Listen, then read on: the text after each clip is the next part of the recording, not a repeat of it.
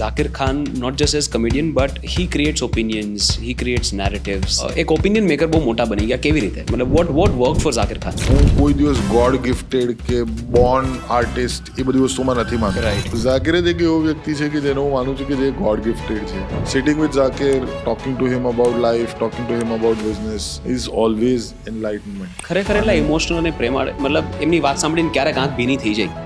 તમને એ ઝોનમાં લઈ જાય કે ગમે એવો 100%. કઠણ માણસ હોય ક્યારેક આંખ ભીની થઈ જાય. માણસ મને તો હજુ સુધી એવું સરપ્રાઇઝિંગ લાગે છે કે એ માણસ કોઈ દિવસ પોતાની જોક્સ લખતો જ નથી. શું વાત છે? I've seen him performing the same show in different ways. Even आने के मैंने लास्ट टाइम हमने ऐसे किया था ना, इस बार मैं सोच रहा हूँ कि वो मिडिल में डाल दूँ, वो निकाल देता हूँ और वो वाला एंड में એટલે હું ખાલી આમ પછી જ્યારે સ્ટેજ પર એ માણસ પરફોર્મ કરે એટલે કનેક્ટ થાય તાર अपन रहते हैं सख्ती से, अपन ऐसे पिघलते नहीं है.